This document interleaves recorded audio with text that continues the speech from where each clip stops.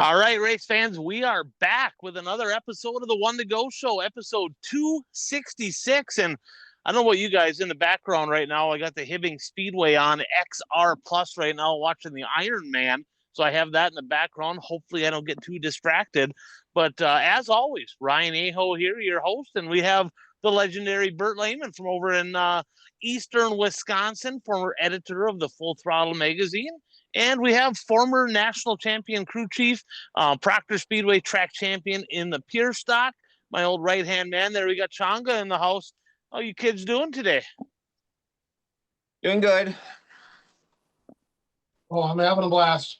Changa's getting situated. So Bert, Changa said that his wife actually is going to set him up a special room just for himself to do the podcast. It's going to be fantastic. Not quite ready yet. Today he's making do. He's in the kids' room. No curtains, sunlight coming in. So if you're wondering, if you see light radiating over Changa, it's not because he's an angel. Okay, trust me, not an angel. That is sunlight coming in from outside. That's what that is. I don't know if that's true. Might be an angel. So, Changa, I don't believe you went to any races last week, right? You didn't go to any? I'm boycotting racing this decade.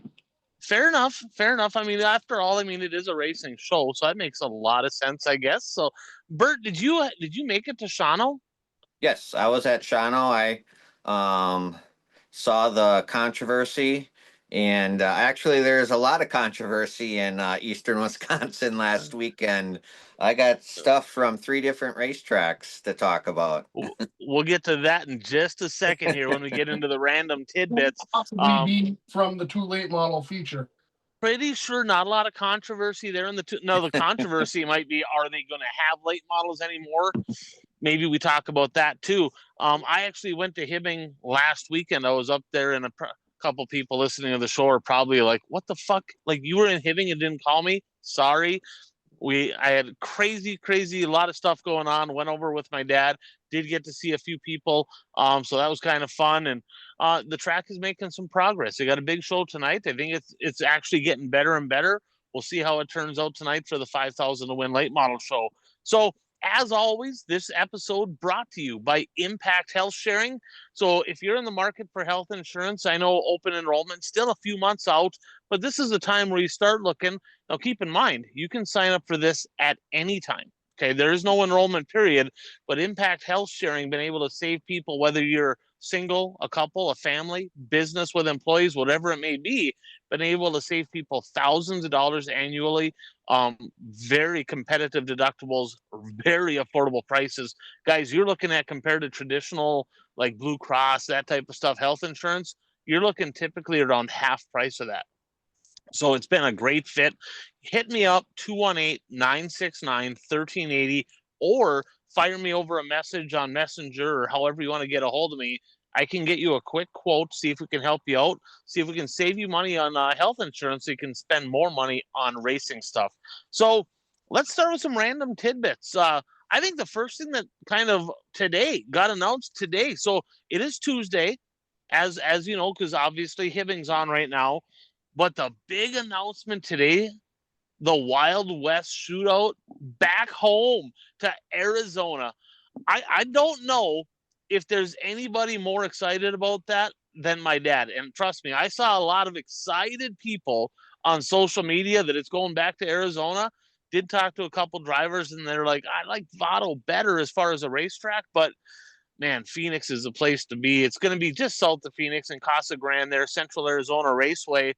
What do you guys think? I mean, this has got to be a significantly better move for the Wild West Shootout to go back to Arizona. What do you think?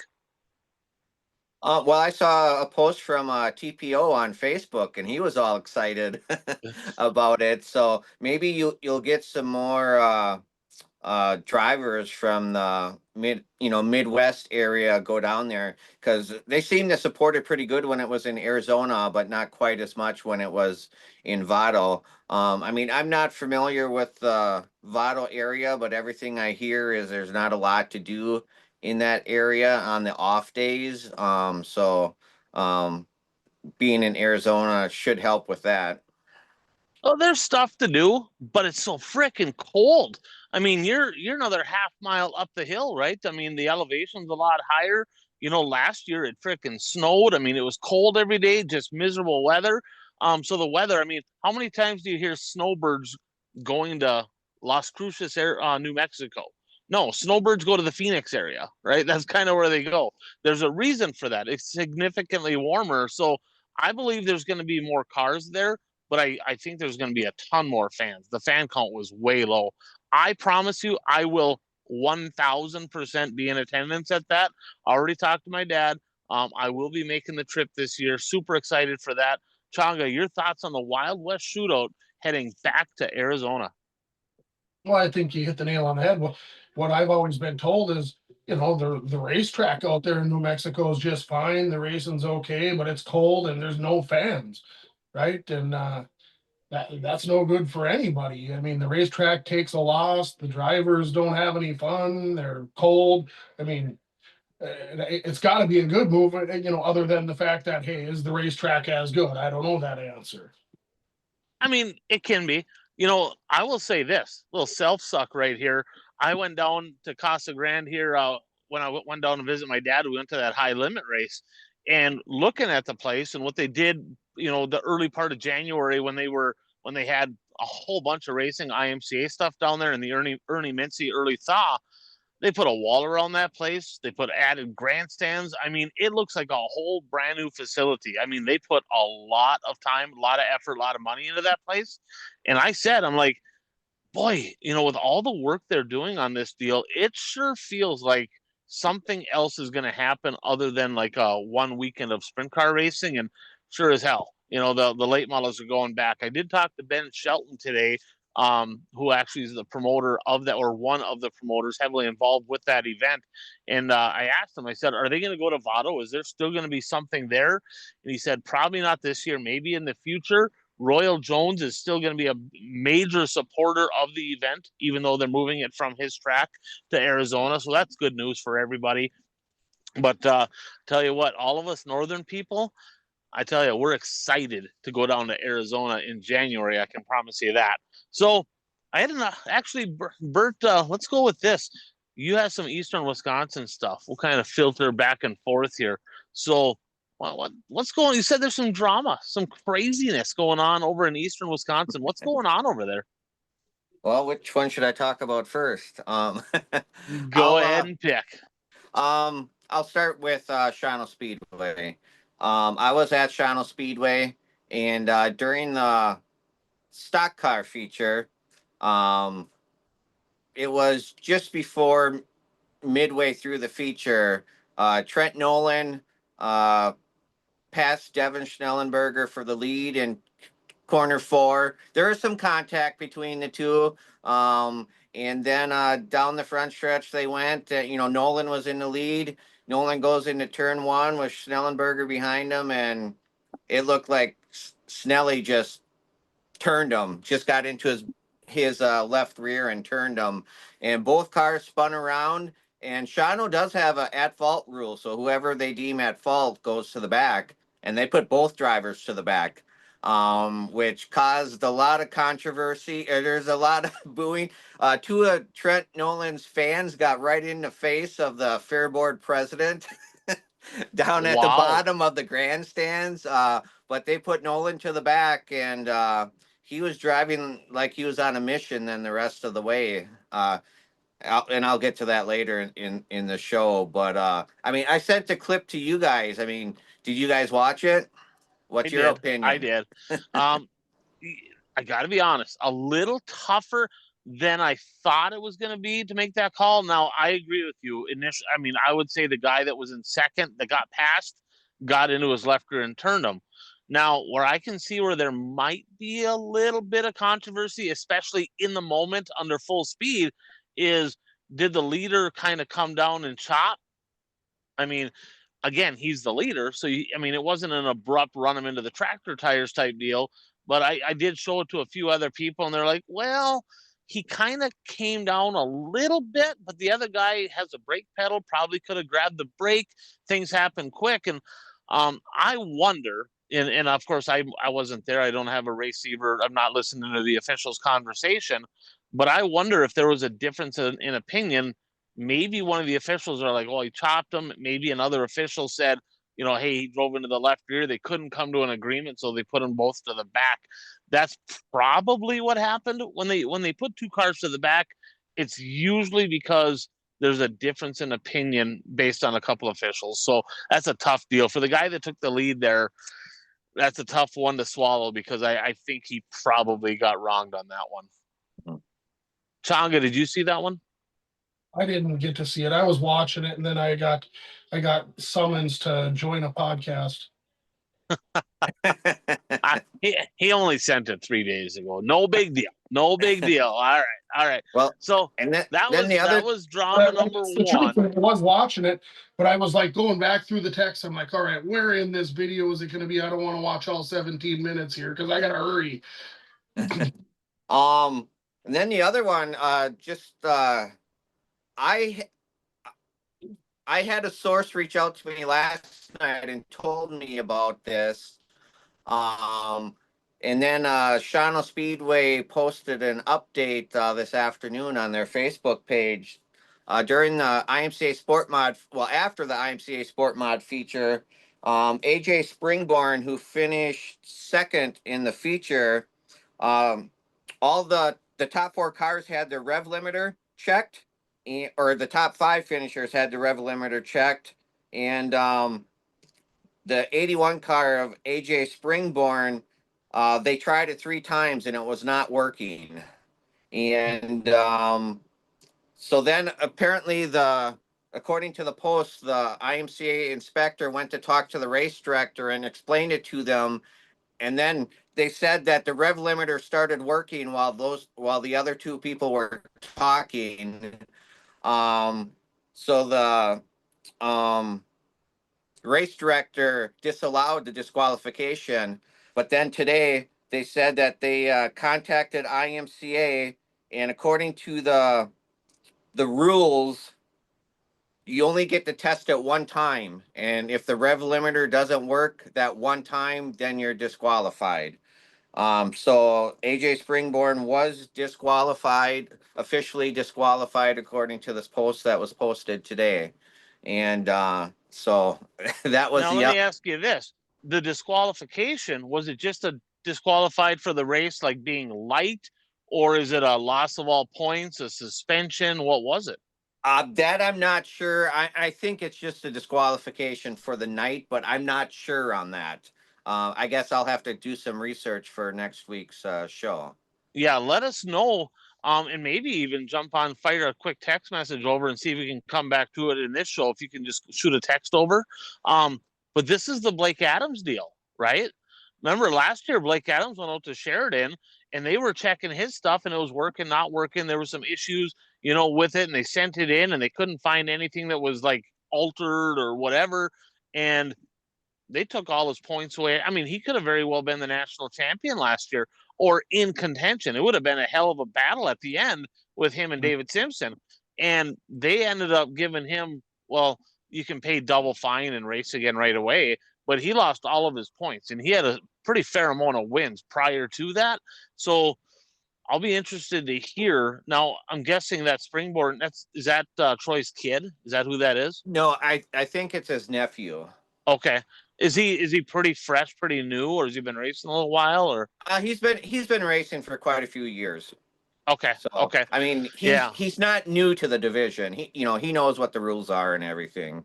Yeah. So I'd be interested to hear if it's a suspension deal, a loss of points deal, DQ for the race. I'm okay. I'm probably okay with a DQ for the race because the reason they do that, and I'm not saying this guy did at all, I have no idea, right? But the reason is because some people they'll alter it in such a way to where it is kind of intermittent. They'll, like, I don't know if it was a rev chip or a box that has a dial, but like with the rev chips, people were putting fingernail polish on it to where, hey, the chip is good, but I don't know why it's not working, right? Because there's fingernail polish on it. I don't know if that's the case or not, but I'm okay with the DQ for the race. I can live with that. But if it's a suspension deal, man, oh man, that'd be a tough deal, tough one to swallow. No, I would agree with you on that.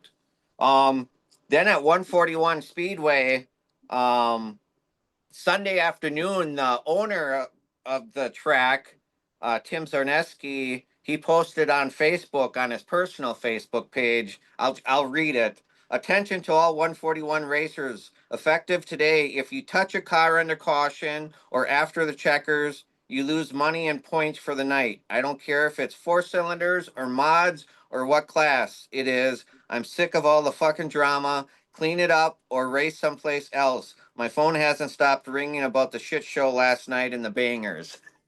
Bert, I'm gonna be honest, Changa and I have virgin ears here. We're a little scared, but I read it. I saw that. I'm like, wow, wow. Now I do have some thoughts on this, but Changa, I want your thoughts. Okay. Now I didn't see the incident, right? Did you see the incident, Bert? Was it like egregious? Was it bad, or was it like a little bump, or what? Did you see it? I watched all the features at 141. I watched the replay, and in some of the other classes, there were some incidents where cars got into each other in the back and spun them out and whatnot. Nothing really out of the normal. But the four banger feature, they were banging, and for probably the last 2 or 3 laps, the first and second place car, they were swapping the position and kind of banging into each other every time they swapped the position. Perfect. And Perfect. That's exciting shit. On the last lap, the driver who eventually won the race, I would say for at least half a lap, he was on the inside and leaning on the other car. They always say 8 tires are better than 4, and he was definitely testing out that theory. Changa, are these promoters overreacting with oh man, there's contact after the race. We're gonna eliminate all this. We're gonna start black flagging people and kicking them out and doing all this crazy nonsense. I mean, obviously you don't want somebody destroying somebody after the race, but what's your thoughts on this? Well, what they said is after the race or under caution, right? I mean, he was talking there about stuff that was happening during the race, which is great, right? That's what we want to see. But well, yeah, that led to stuff after the race. Right. So, and then there was, I don't know if you guys heard, but there was another deal, something similar to that, I guess, with the World of Outlaw sprint cars from Houston, where they had fined a couple of people for going on the track. One of them was going on the track under a closed red situation and yelling at a driver or something, and crazy stuff. After a race is over, we can't be smashing into shit and wrecking cars, or there could be safety officials moving out onto the track. I mean, yeah, we need to eliminate that if we can. So I think it's an overreaction. Okay. So yes, traditionally, right, everybody's like, hit them after the race. You got to throw them out, black flag them, get rid of them. I'm going to be honest with you. Okay. When we go to a racetrack, and I don't care where it is, I don't care if it's Fairbury, I don't care where it is. The race fans today compared to race fans from like the 80s, right? It's like you're sitting in a freaking library watching racing. I've been to racetracks and I've watched a lot of racing online, and we got a couple cars parked on top of each other in Hibbing. I've watched a lot of racing where the crowd is literally just sitting there quiet, stoic, no excitement, no energy, no nothing, right? Well, one thing I learned in sales was this. If you want enthusiastic followers, you need to first be enthusiastic. Well, racing as we know it is not very enthusiastic much of the time. And I get it. There's a line. And they're trying to just have a complete black and white. Any contact after the race, just no tolerating, not tolerating any of it, you're out. I feel like there's got to be a little bit of a line. I think some of that, to some extent, is it energizes the crowd. It gets the fan bases like super invigorated, and that creates those rivalries, and everybody's like on edge, and it creates a lot of energy. Sometimes not the best energy, but energy is needed in this sport right now. And I get it. There's got to be a line, and you can't be destroying people. And there's a safety deal there. But quite honestly, if you're taking your seatbelts and helmet and shit off, while you're still on the track before you get to the pits, you're a dumbass anyway. Leave that shit on until you get in the pits. Why are you taking your stuff off, right? So I talked to a buddy of mine, Doug Koski, quite a few years back. He drove through the pit area, drove into the side of Provenzino's car in the pits, DQ'd for the night, right? Obviously drove into him in the pits. Now you do something like that, you're 30-day suspension. I mean, it's like the world's coming to an end. It's almost like the NFL, right? Oh man, you can't be taunting somebody. That's mean. They're going to hurt somebody's feelings. Well, I don't know. I mean, I get it. I see the safety aspect of it. I get it, right? But I think I personally would like to see a little bit of that allowed just to create some excitement. Maybe not like the Madhouse. That might be a little bit far, right? or the deal in the, what was it, crate late models out at Port Royal where the guy went the wrong way around the track and drove up on the guy's nose. Like, Turbo just bumped the guy. He just nosed around and kind of barely drove up on him. He got banned for a whole freaking year. That was a massive overreach right there. DQ him for the race at most. But I don't know. I think they're massively overreacting on some of this. You got to let a little bit of it go. I mean, we're trying to entertain people here, and when you eliminate all of the emotion from the sport, you're taking a massive amount of the entertainment value away from dirt track racing. Well, and I one of the funny thing, well, maybe not funny, but one of the things about that post was, he's telling, if you don't like it, go race somewhere else. I mean, that's one thing that Shawano Speedway that drivers claim they're not racing at Shawano Speedway now is because officials in the past have told them to race somewhere else. And so they go race at 141. Well, the owner just said, go race somewhere else if you don't like this. So I find that kind of funny. That used to be the way they were, right? I remember going down to Cedar Lake. You don't like it, don't come here. Don't race here, right? Well, you could do that because 141's got big car counts. They can get away with that right now. Right now, today they can. At one point, Shawano could get away with that too.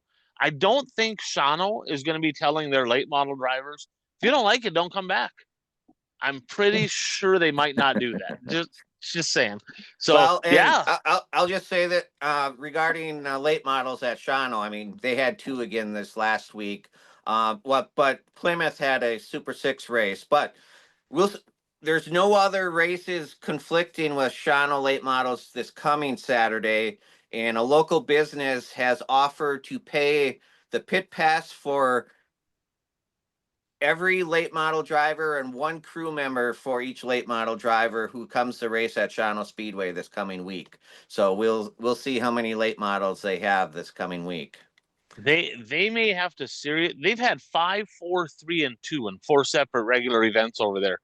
They are going to have to seriously consider just dropping them all together for weekly shows and having a few specials. I mean, because right now it's in a really bad spot. No, I agree with you. All right, and then my last Eastern Wisconsin story. Like I said, Plymouth had a Super 6 race, and Taylor Scheffler won. Mitch McGrath crossed the finish line second, but he was disqualified. I reached out to Chad Marquardt, who is him and another guy put the Super 6 series together. They went out and got sponsorships and whatnot. And he said that Mitch McGrath was DQ'd because his restrictor plate, normally the restrictor plates have circles, and Mitch had a restrictor plate that had 2 long ovals, essentially getting rid of the center of the restrictor plate, is what Chad told me. It's supposed to enhance performance compared to the restrictor plate they're supposed to run. Yeah, I didn't see it, so I can't speak on it, but I can assume there's a reason behind that. So yeah, that's a tough break, and I don't know how the rules read. Now I'm guessing, and I don't know this for sure, but I'm guessing that if you measured one way, it was more than it was supposed to be, would be my guess. Because if it was slotted, but it was under that measurement, I don't think they would care. And I don't think that a racer would do that. You're not going to make it smaller on one way. You probably, I don't know. It'd be interesting to see it, but I'm guessing that it was the 1.25 wide and probably however much longer. But it'd be interesting to see what he had. But Yeah. let's face it. If you're opening up that restrictor, right? It's called a restrictor for a reason, right? It chokes the motor down. So if you're opening up that restrictor, it's enhancing performance. You're But getting more power. that's not the end of the story. Oh boy, here we go. I get the racing results emailed to me from Plymouth, so I got the racing results on Sunday, and in the racing results, it had Taylor winning, and second place was Brad Miller listed in the summary. And inside the story, it said McGrath crossed the finish line in second place. However, a rules infraction disqualified him from the race.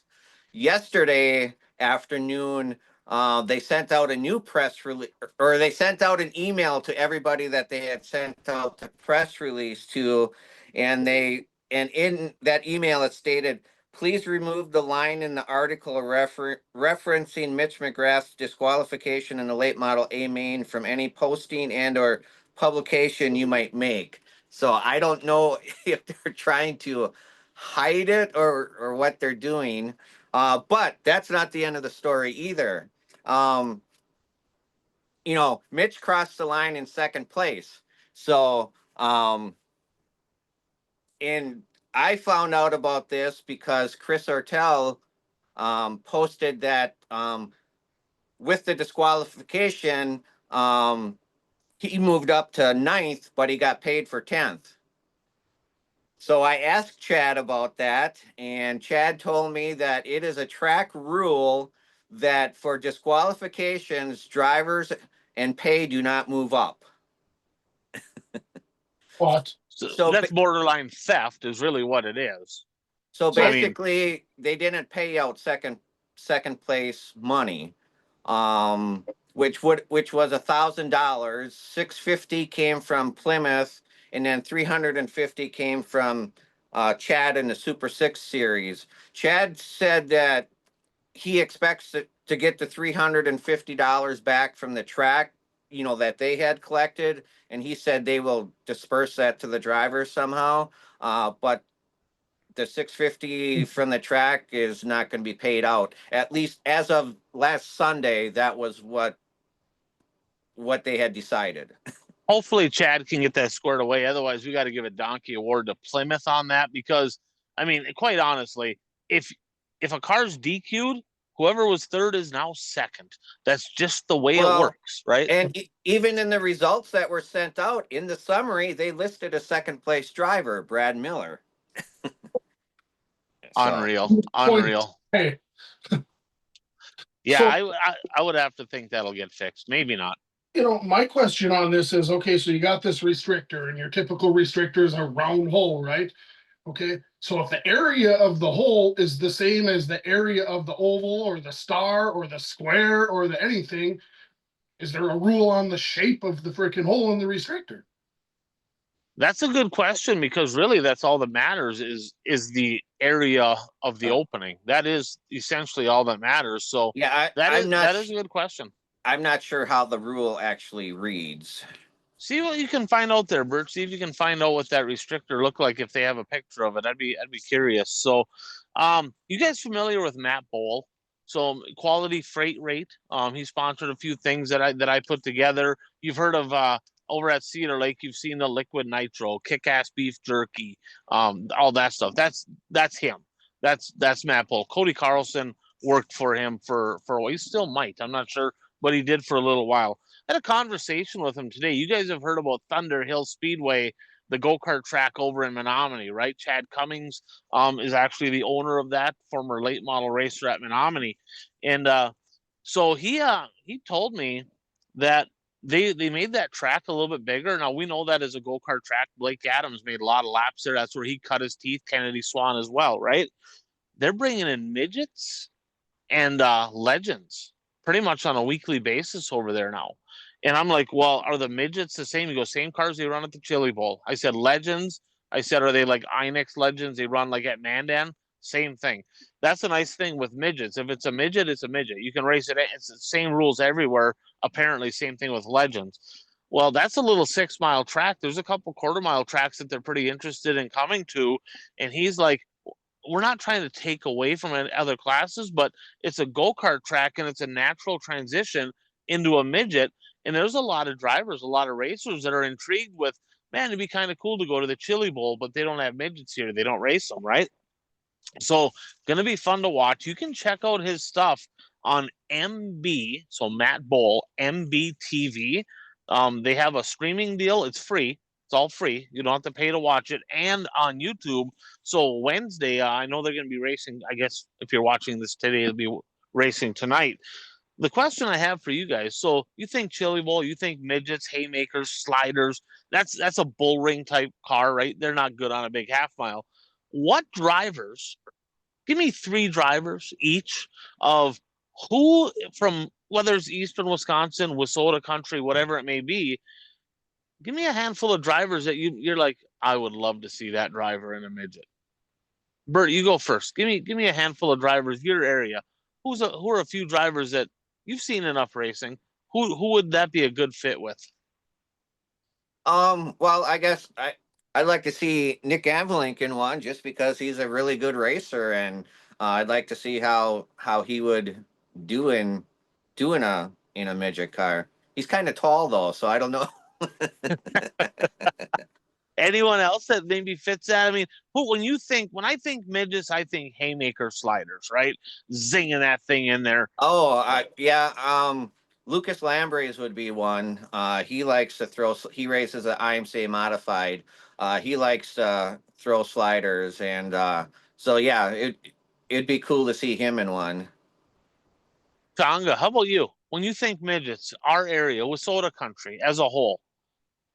Oh God, I guess the first ones that popped to my mind: Johnny Broking, Clayton Wagaman,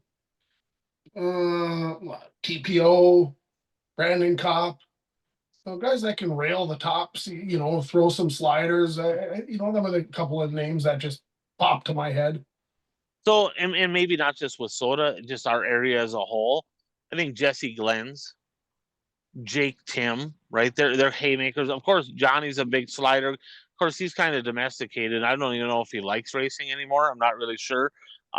Zach Wallers would be interesting to see I mean, he's a guy that is well known for just absolutely bonsaiing it in there.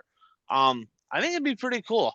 I'm gonna keep an eye on that deal to see how that how it transitions, if they can start getting some traction, because it'd be kind of fun to have some midget races in the area rather than just watching them online. I know Hibbing is a quarter mile, Watertown is a track, Princeton. Them are some tracks where midget racing might be pretty good if they get some moisture in the racetracks.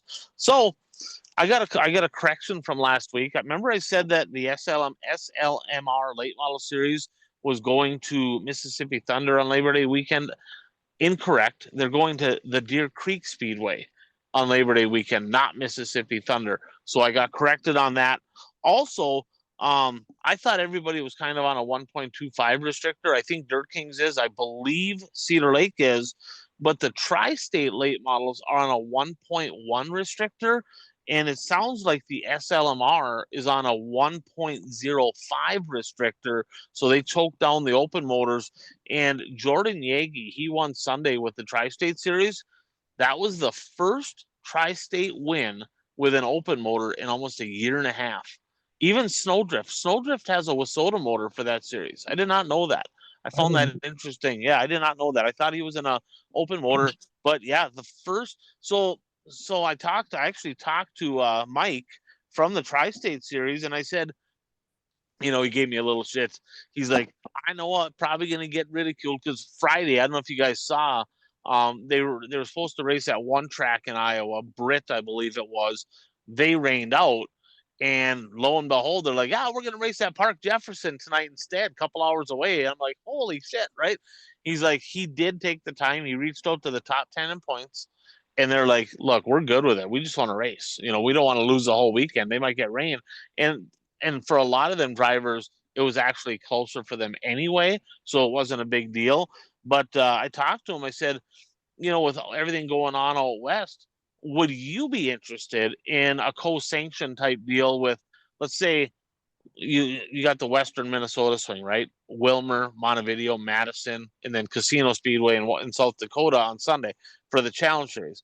Would you be interested in co-sanctioning that with the Challenge Series if the rules aligned? He said, absolutely. He said he would definitely be interested in that. It'd be good for everybody. They could have 20 some of the tri-state cars, 20 some of the WISSOTA cars. You could have a 40, 50 car field. It'd be a hell of a deal. So maybe that could happen down the road. I guess we'll have to wait and see. Did you guys happen to see a PR? So there was a report come out. PRI, of course, you're familiar with the PRI show, right? They did an economic study, and I got an email. I get a lot of stuff with my race pass and all that. They did a economic impact study for motorsports. 69.2 billion dollars a year in the United States is the total economic impact the motorsports industry has in the United States. Holy shit. That includes NASCAR and everything. Everything, all motorsports. Okay. All motorsports. He said it said in the report total jobs, over 318,000 total jobs, total wages and benefits over $22 billion, total paid taxes 8.2 billion with a B dollars. Unbelievable. So racing is something that obviously not only we talk about it, it's not always in the best shape. Racing needs to stay. It's important to the economy. It's a bigger industry than we thought across the board. I mean, it's everything from motorcycle racing to dirt track to asphalt, drag racing, NASCAR, everything in between. I found that pretty interesting. I thought that was kind of cool. So let's jump into this. Anything else? You got any other tidbits that we might have that you guys that we don't have on the agenda? That no? Okay. No, so not me. Let's do this. So last week we just had a event of the week, but let's have our own. So this past weekend, or past week, right? Give me one race or one event, whatever it may be. It could be just one race from the event, could be the event, whatever you want to do, that stood out to you. And, give us a slight little recap and why that was your race or event of the week. Mine would be the Hell Tour race at Macon. Just because that track is like a go-kart track. And the late models barely fit on that track, and they ran 100 laps. I mean, that was just, it was crazy watching that race, and it was a good finish at the end too. So that would be my choice for the race of the week. Well, where's the recap? Some of the people don't even know who won. What are we talking about here, Bert? Who won? Oh, well, yeah. What was his name? Trey Mills. Trey Mills. I didn't realize he was only 16 years old. They interviewed him, and it's like, holy crap! I didn't realize he was that young. I mean, he held off Brandon Sheppard at the end of that race, and Sheppard tried everything he could, and then on the last lap, I mean, he was a few car lengths back, and that he doesn't have a chance, and they were actually crossed the line almost side by side. I mean, Sheppard almost got him at the end, but Mills was able to hang on for the victory. I'm going to say Sheppy's a bitch. Domesticated, soft, should have won the race. He took a provisional, I believe, to get in. Got up to like 10th. Then he had to pit. I think it was a flat tire, maybe. Went to the back. Came from last to second. Actually slid him. Took the lead. Nice crossover move by Trey Mills. And at the end, he got next to him, and you could see he was blazed sideways trying to stay off him. Sheppy, you don't need to garbage him, rub him. Has he not seen Days of Thunder before? Is there a reason that he loses to Bobby Pierce every night now? Bobby Pierce would have crowded him. If he had to kind of use him a little bit, he would have. Should Sheppy have won that race, Changa? 100%. Anybody who's like you said, Pierce would have done it. RTJ would have done it. For Christ's sake, even JD might have just bumped him. I mean, all it would have took is just tiny, just touch him, take away a little bit of his momentum, and you win the race. I think his wife's got to give him his balls back. I mean, I'm a Sheppy fan. Sheppy, he's a nice guy. He's a nice guy, right? And he is. I'm a Sheppy fan. I want to see Sheppy win, but you ain't gonna do it like that. I mean, Eye of the Tiger. Sheppy, what he needs to do is he needs to watch Rocky IV, right? He needs to get or whatever it is, Rocky, the one where Apollo Creed is on the beach. Was that Rocky II with Apollo Creed? 3. Rocky 3. Yeah, he needs to get the Eye of the Tiger. Is what he needs to get. He does not have it. He's got no fire left. He does not want to win. There's no way he wants to win. Absolutely nobody can convince me that he's hungry to win. I think he's like a fat kid at prom, happy to be there. I got to correct you on something. You said that's the reason he finishes behind Pierce every night. Well, that's not the case anymore because he left that series to go to a different one. That is true. They race against each other quite a bit. Yeah. And when they do, he don't beat Pierce. Not or RTJ or Moran or Huddy or any of the above. JD. He's one of the best drivers in the country, but you got to have that want to. And that want to, sometimes you got to ruffle a couple feathers and not worry about if the guy's going to be mad at you. I just don't get it. Or Dalton Wilson or Overton, he'll beat anyone. Yeah, correct. Fair enough. Well, Fair enough. He has 0 wins in the Lucas series this year. There's a reason why, right? It's not because he ain't good enough. It's he ain't hungry enough. And again, I'm a Sheppy fan. I want to see him win, but I don't think he wants to see him win. So there is that. But hell of a race. Making the Herald and Review 100, hell of a race. Good finish. Good to see the 16-year-old get her done. Changa, your race or event of the week? I'll go with the World Outlaw late model race out in Minot out there at the Nodak Speedway. The finish of that one was pretty spectacular. You had Ethan Dotson leading it. Pierce with no brakes throws a slider on him. We end up T-Mac fills the bottom. They end up 3 wide for the lead, and T-Mac wins that thing from 12th. It was a pretty impressive finish to that one. And for all intent and purpose, the drivers seem to love the racetrack and the facility, and most of them have said they'd like to go back. So good reviews for a track out in Wissota land there, I guess. Yeah, IMCA land. Now, it used to be Wissota a long time ago, but Wissota land. Yeah, that is way out west there. That is, there's not a Wissota track. Well, I guess there's some in Montana, so there's tracks west of there.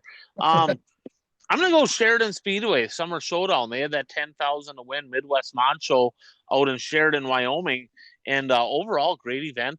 A little light on cars the first night. They did have more cars come in,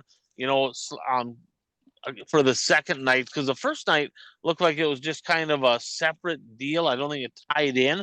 I didn't think Rodin was going to come, but he showed up, and so Jake Smith. I mean, hell of a trip out there. Now, if you remember, a couple weeks back, he had a nasty rollover at Cedar Lake, junked a car, junked his MB, and they said we can fix it, but there ain't no sense fixing it. I mean, you win races, you got to have good equipment. So they got a brand new car, and he went out there. He took home 10 grand, and second place ended up being Lucas Rodin because Mario Berger, who's been red hot, failed post-race tech, and tough break for him. A lot of things could cause this. It was the bar angle rule. So on the Midwest mods, they have a left rear lower arm and a right rear lower arm, the trailing arms on the rear end. They have to be within 5 degrees of each other and within 2 inches of each other. Well, his was more than 5 degrees of difference, meaning the left rear had more than 5 degrees angle as compared to the right rear. Okay, so I don't know exactly the number. I heard it was maybe 10 or something like that. I'm not 100% sure. Number of things could cause that. Could be an issue with a shock. A lot of things. I've seen a lot of really, really good race car drivers get nabbed for that rule, and it's a tough deal. It really is. $7,500 for second, and they get DQ'd for that. That stings. Yeah. That's a painful one right there. And hold your head high there, Mario. I mean, he's had a hell of a run here over the last month. He's been good. It happens. But Rodin got second. Jamie Davis got third. Troy Leiker got fourth. Not on the podium. Surprised by that. Zach Reinke went out there and got a top 5. But they did a massive amount of teching top two. They took the heads off the top two, from my understanding. Massive amount of teching, and really, honestly, that's the way it should be. If you're racing for that kind of money, do a full tech. Don't be teching wheel stickers and roof bolts and all that. And they teched stuff that mattered, from what I understand. And I heard some pretty good reviews from the people racing. I do got to give a donkey award to my buddy Chad out there, though, Switzenberg, the promoter at the Sheridan Speedway. Pretty good dude. Good job putting this deal together. So, guys, I sent him $25 on Venmo, and he got too busy. I get it. He's got, two race cars trying to get in the show, all the stuff running the program. What he was supposed to do was go to the Dairy Queen and get himself a $25 gift card to the Dairy Queen with a note to Pagonis that was out there that this was the only DQ needed at this event. He did not get it done. So, Mario Berger, you blame Chad Switzenberg, because if he would have just made jolly old Pogo happy with some ice cream, he might not have DQ'd anybody, because the DQ might have already been done. So I'm going to go ahead and blame Chad for that DQ that Mario Berger got. But great event there. Congratulations, Jake Smith, on getting it done on the big stage out there in Sheridan, Wyoming. So let's jump into a little studs and duds, brought to you by our friend Brad Parson Soil and Ag Solutions. So if you're in Western Minnesota, North Dakota, South Dakota, if you're in farming, what are you looking to do? Make money. How do you make money? Higher yields. How do you get higher yields? Getting the right stuff in those spray packages. Well, yeah, that Chonga's got some ideas on how you can make money too. But that is how you do it, right? Well, I don't know shit about farming. Brad Parson does. Give him a call, 320-219-3542, and learn about all the products they have that can go right into your current spray packages to give you better results in your farming. That's Brad Parson, Soil and Ag Solutions. So let's start with so we're just going to go right down the list. So actually, instead of just asking you, Bert, what classes are you good to go in, and what classes are we just going to skip right over on? Because I know you didn't watch a ton of Wissota stuff. I know you got Just national stuff. skip over me for the super stocks. I have stuff for everything else except for the dud for grassroots. Okay, let's do it. All right, we're going to start with, so we're going to do studs, duds, maybe talk a little smack along the way, but let's start with the national scene. And that could be late models, that could be sprint cars, that could be USMTS mods, midgets, whatever you want it to be, right? National scene. Bert, give us your stud, give us your dud. What do you got? My stud is Nick Hoffman. I mean, he's followed up a good trip to Eldora with 2 wins in the World of Outlaws over this past week. So he's my stud of the week. Dud, I'm going with Kyle Bronson. Do you realize Bronson has 0 wins this year? And he's been running Hell Tour stuff. I mean, you'd think he'd at Right. least get one of those, right? He's raced in 49 events. He has only 6 top 5s, but no wins in 49 events, and that includes Hell Tour and those types of races. And he's placed in the Hell Tour points. What place? Like 4th. Yeah, well, he's one of the only guys that's been at all of them. That's why. Yeah. I would not have guessed 0 wins for Kyle Bronson. I would have assumed that he had 1. That's interesting. That's a good one right there. Good grab there, Bert. All right, Chonga. I did some research this week. I like it. I feel like I did some research. I didn't catch that one. That's a good catch right there. All right, Chonga. So I tried to leave some of them low-hanging fruits for you guys this week. I went with a guy, Tanner Thorson in the sprint car. Been running up front a lot lately. Lucas Oil Speedway they were at last weekend. He got a second, a third, and a fourth. The second place he started 10th. The third place he started 6th. The fourth he did start on the pin, but Tanner Thorson, 3 top 4s is a pretty doggone good weekend for him in that series. How about Dud? Well, I'll take the low-hanging fruit on that. Donnie Schatz, right? I mean, he comes home to somewhere he's got turned a lot of laps around, and he just wasn't all that great. He I think when it started, he got 10th for no, we went 16th to 12th the first night, 12th to 6th the second night. Just a non-factor, never even played into the game with the fast guys.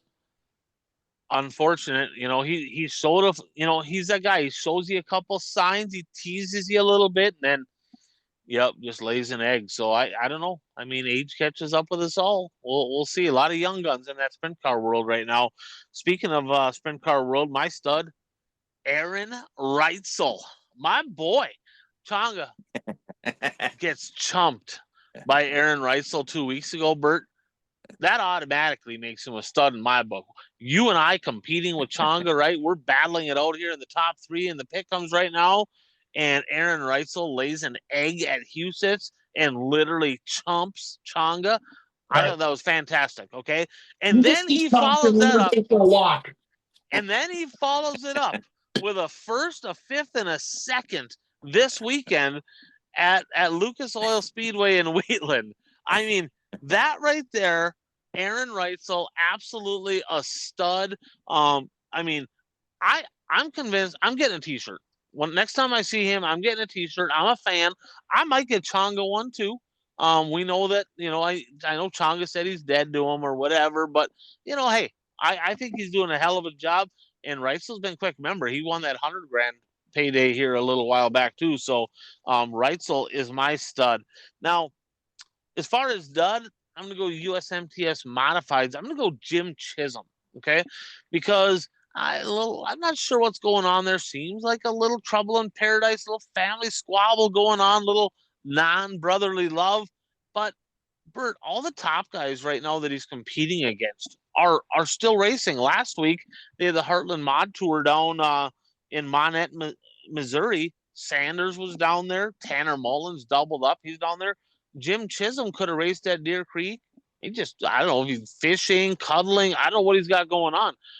Bert, when you're going through a little dry spell and you're not the guy winning races, and you should be, I don't feel like taking a week off here and a week off there is really going to help him. I don't think that's the answer. So Jim Chisholm right now is not the car to beat in the USMTS modifieds. That's Rodney Sanders right now.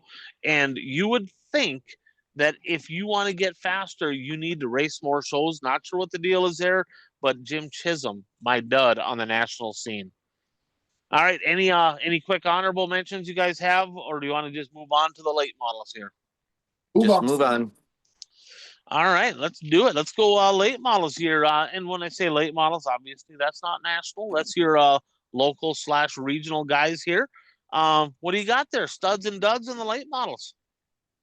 Studs. I'm gonna go with Taylor Scheffler. He finished second at Seymour last Friday, and then he won at Plymouth in the Super 6 Series on Saturday night. So a first and a second last week. For duds, I'm gonna go with Jaden Schmidt. So far this year in the late model, his highest finishing position is a 5th place. He finished 5th twice. And this past week, he finished 7th at Seymour and didn't finish the feature at Plymouth. Now, I do believe that he feels that he was wrong by another driver at Plymouth. Because when they were towing him off the track, he went like this to another driver that was on the track. So I think he thinks that he had some help. I didn't see the incident, so I don't know exactly what happened. No, probably when there's smoke, there's fire. So there's probably a reason. Yep, fair enough. So, all right, Changa.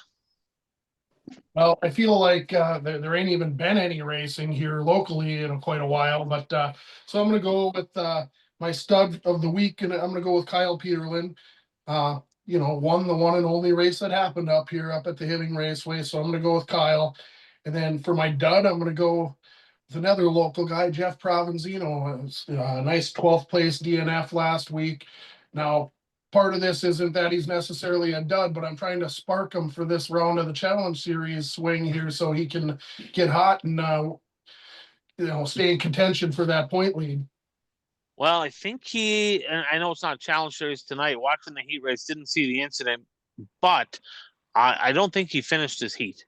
So I think he's probably not having a very good night tonight. I'll have to go back to watch that heat. But he got kind of monster trucked last week in Hibbing, so that DNF was not self-inflicted. Speaking of a little right side romance on yellows, I think he had visions of driving through somebody after he got monster trucked into the tires and kind of swerved, kind of thought better of it and pulled off, but cooler heads prevailed. But yeah, rough week for him.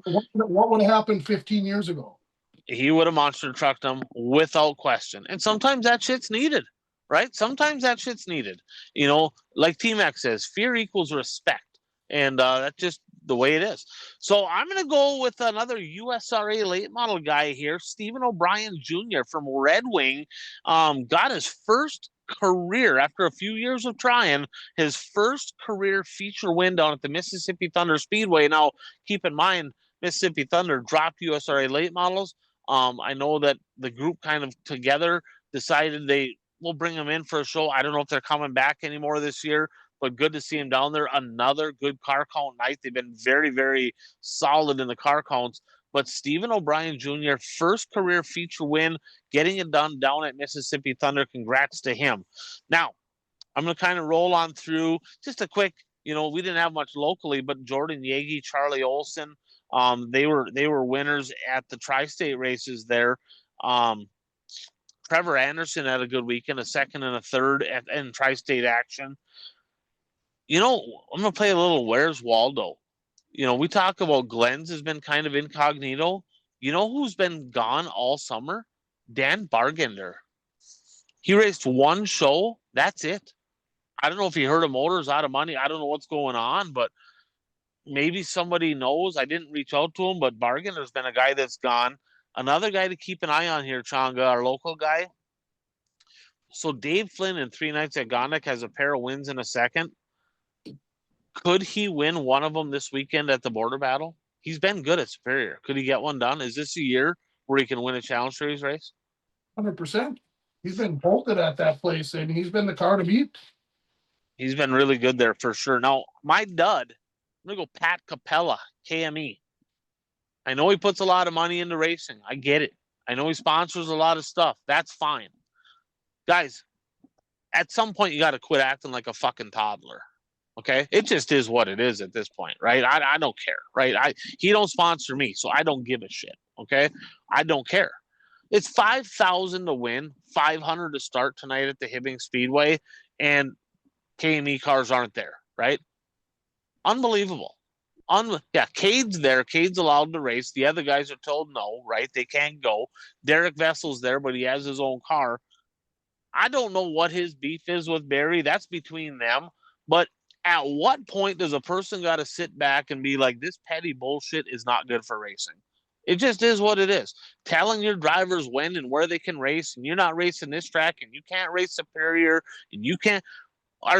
Now we got Border Battle coming up, pair of Challenge Series shows. Are his cars going to not race Superior too? I mean, what are we doing here? I don't understand how this is good for racing. It makes no sense to me. That is my dud of the week in the local late model realm, I guess we'll call it. He ain't a driver. All right. Modifieds here, Bert. Stud and dud. Stud, I'm gonna go with Cole Zarneski. He finished second at the wins are still eluding him, but he finished second at Outagamie County in Seymour on Friday night, and then he lost by a bumper at 141 the following night. I mean, the two cars crossed the line at basically the same time, and I mean, it was inches that he lost by, and he was down by probably a quarter of a lap at one point. And I'm watching it, and I'm thinking, well, yellow has to come out at some point to bunch up the field. No yellow came out. He ran down the leader and lost by about a bumper. He's fun to watch. How old is he, Bert?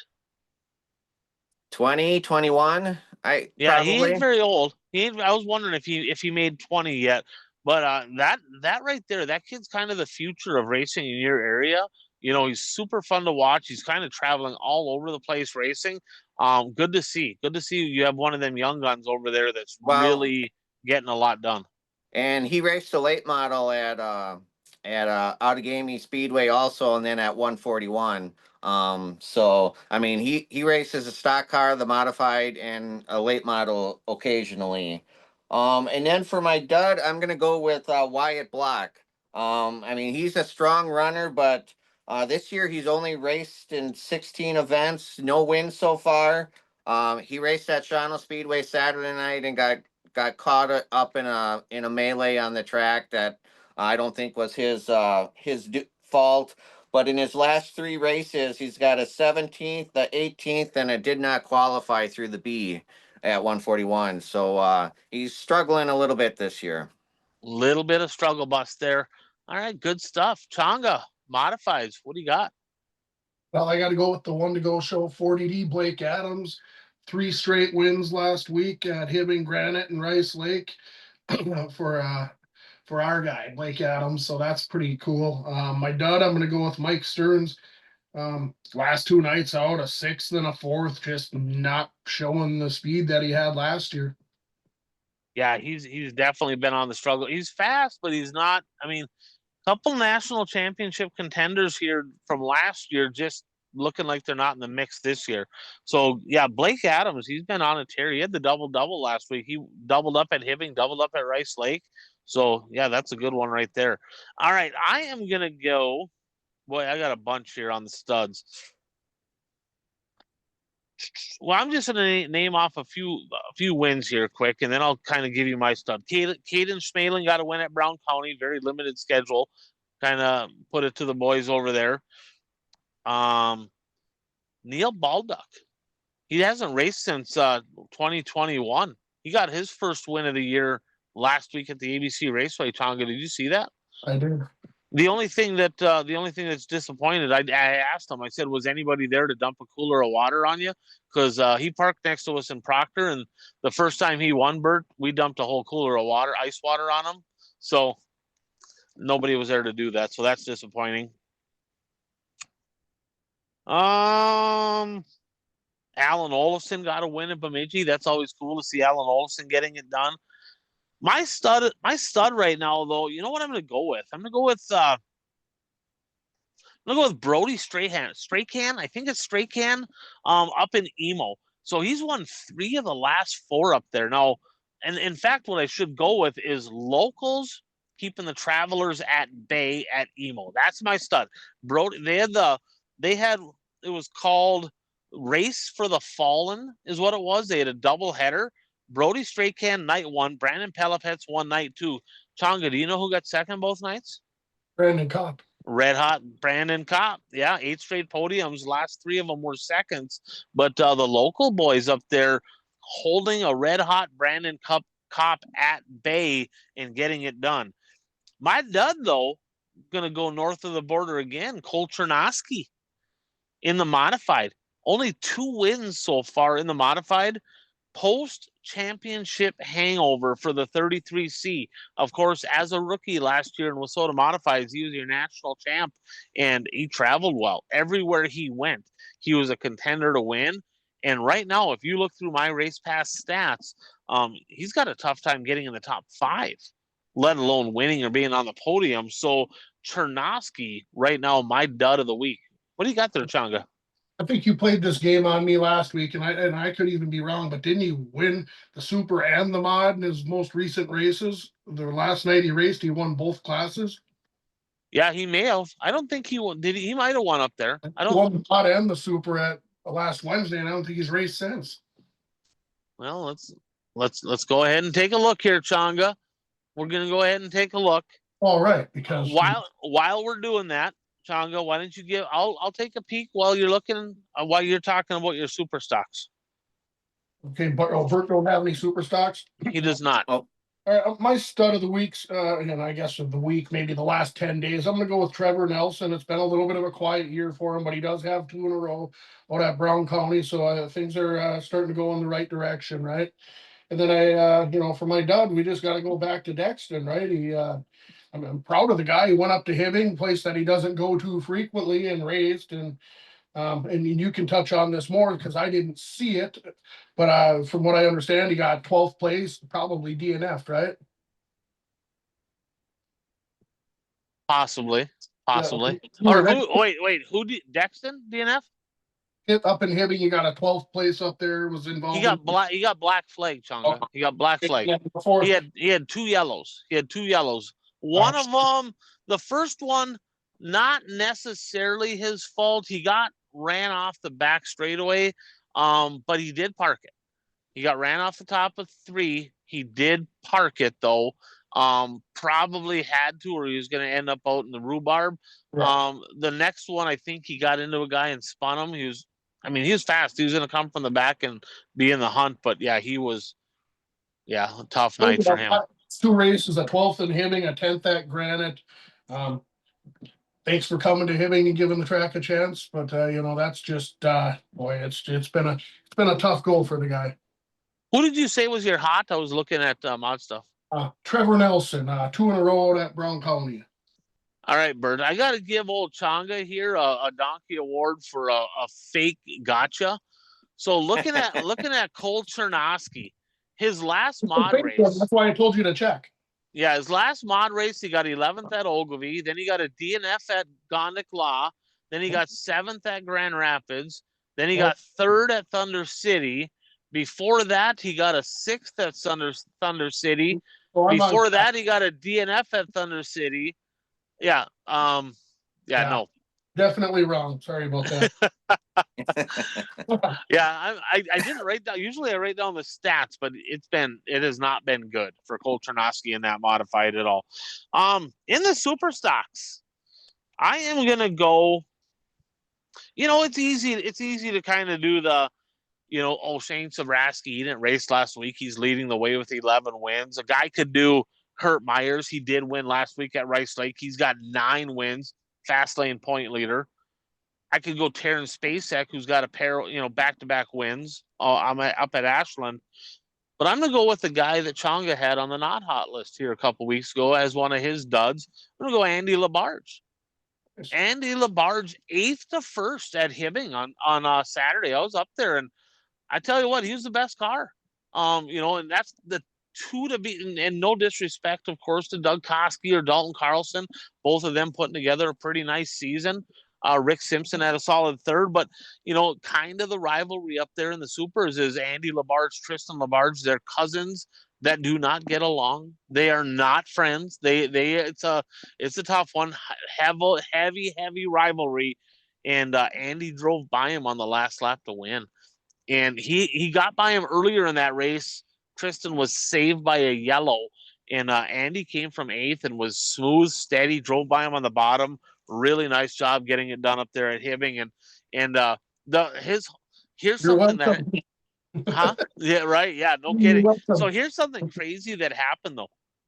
So they got the victory lane guys right behind. They got the front straightaway, they got the wall. Behind the wall, between the wall and the grandstands is victory lane, and his family kind of ran from the pits to join him in victory lane. Kind of cool to be able to do that, right?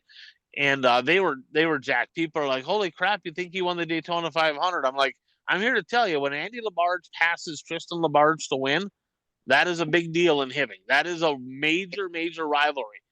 After victory lane was done, modifieds are on the track next, right? Andy drives, toward, where the scales are there off of turn 1, right? They're getting ready to go green. The family's still walking back to the pits. The wall comes to an end.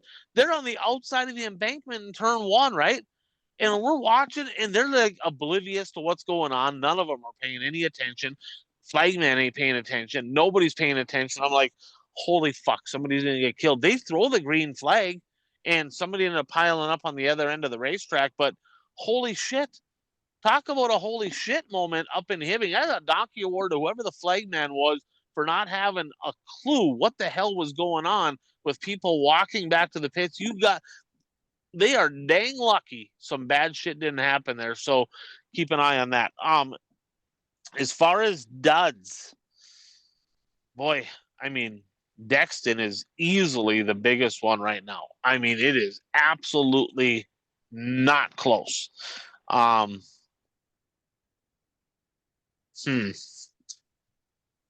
think it's so bad. I think he's so bad right now that I just got to stick with what you have there. I literally, I can't even think of anybody that's on the same stratosphere with another post-championship hangover, just like Chernovsky has. It's got to be Dexton Cook. In other news, though, Changa, Rob Petroff out in Montana sent me a picture. He got himself a super. He's going to run it. Yeah, he's going to, focus is going to be the streeter, but he's also going to be running super, a good addition out west in Montana. So that's going to be fun to watch. All right, let's do a shout out here. Speaking of super stocks, I want to give a shout out here. Fastlane Motorsports and Powder Coating up in Ashland, Wisconsin. Of course, the the main sponsor behind the Fastlane Super Stock Series, home of the Galloper chassis. They do custom fabricating, sandblasting, powder coating. They service a lot of racetracks. They do a lot for racing up there in Ashland. Give Chris a call, whether you need parts, you need something built, whatever it may be. They're going to take good care of you at Fastlane Motorsports and Powder Coating right there in Ashland, Wisconsin. Midwest Modified / Sport Mods for those in Eastern Wisconsin. Bert, what do you guys got? For hot, I'm gonna go with Tommy Rent. I could easily go with Coy Vlies. He got 2 more wins this week. I've chosen him already this year, so I'll just give him a mention. But I'm gonna go with Tommy Rent. He won Saturday night at Shawano Speedway, and not only did he win, but he won by a half a lap, 7 seconds, and he's one of the only drivers who drives up on the cushion, and he's able to make that work, and does very well with it. And for dud, I'm going to go with Cole Magnan, just mainly because he's only raced 5 times this year. I mean, he's a very good racer, but he does have a win in those 5 starts, but I'd like to see him out on the track a little bit more. Absolutely.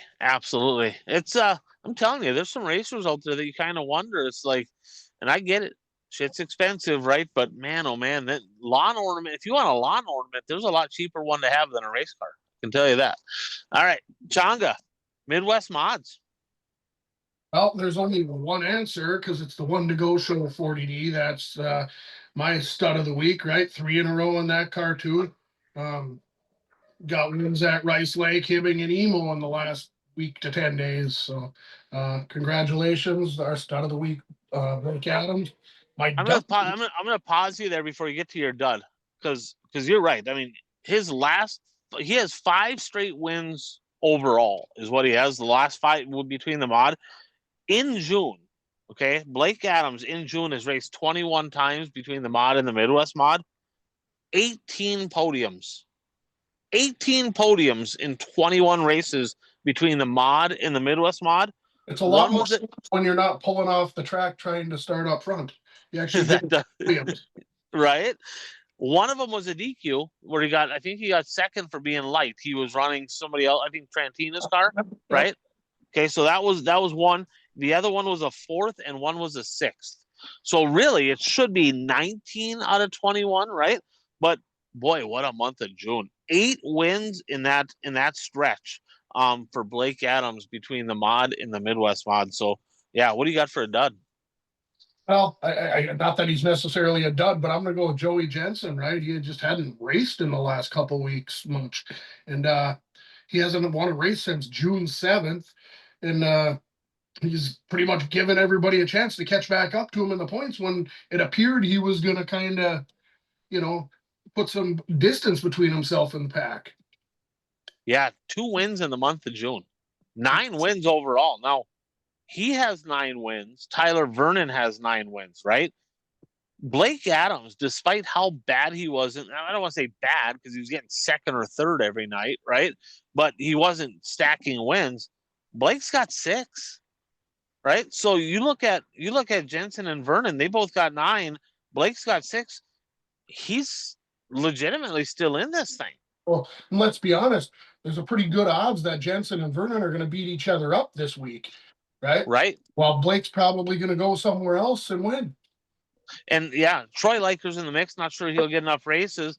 Blake's not in Hibbing. Joey is in Hibbing tonight. So yeah, I know it'll be interesting to see. A lot of racing left to happen there in the Midwest mods. I'm gonna go. I want to probably give a shout out. It's easy to go Jensen, because you already talked about him. He really hasn't raced. It's easy to go Tyler Vernon. He got a first and a second. He's got 9 wins. But I think what I'm going to do, I'm going to go Brett Schmidt, driver up in Bemidji. Now, he's only raced 10 times since 2018. That's it. Ran a super for quite a bit.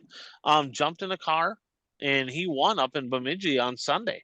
Only has a couple races in this year, so good to see Brett Schmidt over at home of the Chicken Shack back in Victory Lane. We're going to put him on the hot list. And then on the dud list, probably gonna have to go with I'm gonna go with the Lakers combination of both, right? Because I mean, yeah, I get it. Troy got 4th out there, but this week, biggest week of the year out. Really, maybe the biggest event of the year for the Midwest Mods. Period. 10 grand to win, and everybody and their brother kind of looks at it like Troy and Tony Liker, 2 excellent race car drivers. They got to be in contention for this. Well, Tony, they both won on I don't want to call it a prelim night because it was a standalone event, but they both won the split feature deal. But then Tony got a DNF in the dash. Troy got 7th in the dash. Tony got 15th in the 10 grand to win feature. Troy got 4th. If I told you that 10 grand to win at Sheridan, their stomping grounds, neither Liker is going to be on the podium, I don't think anybody believed me on that one. So they're the duds of the week in the Midwest Mods. Street stock action or stock car action. What do you got, Bert? I'm going IMCA stock car, and I'm gonna go with stud for the week. I'm going with Trent Nolan. We talked about him earlier in the show. He was probably on his way to victory at Toronto Speedway Saturday night. He finished second at Luxie Speedway the previous night, but after he got put to the back at Toronto on Saturday night, in 9 laps he was able to get back up to 7th place. So he didn't just stay in the back. He was moving towards the front, and if there would have been more laps, he would have been up even higher. And for dud of the week, well, I'm gonna go with Kyle Frederick. He's won track championships at every local track in Northeast Wisconsin, almost except for Shawano Speedway. But this year, in 15 events, he has 0 feature wins. So it's uncharacteristic to see him with 0 wins at halfway through the season. So he's got 5 top 5s in 15 features. So hopefully he can get it turned around and find victory lane soon. Absolutely. All right, Changa, what do you got? Street stocks. Well, I'm going to stay with this guy till he ever has a week where he doesn't win at least 3 races, right? Colton Brower, last 4 races, 1 at Buffalo River, 1 at Emo, got a second at Emo, and then 1 at Thunder City last week. So 3 firsts and a second. He's got 20 wins before July, so well on his way to getting to where he wants to go this season. My dud, I'm going to go with Andy Rosso. So this guy early in June had a 3-night winning streak. Was looking really good now. His last 3 races, he's got a 9th, a 6th, and an 8th ever since that 3-race win streak. So I'm going to go with Andy Rosso as my dud. Yeah, he's really up and down, that's for sure. But he's one of the better cars out there. So I got a few different ones here. We mentioned Petrov earlier. He had a nice weekend, a first and a second, 7 wins on the year. Cole Gresseth keeps stacking wins. Nobody's close to Colton Brower. Colton Brower's got 20, right?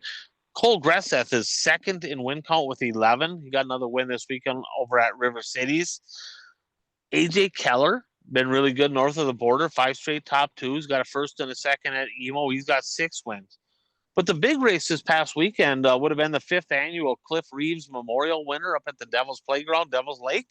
And despite the other 2 nights of the weekend not going good, when you win a special, that's something.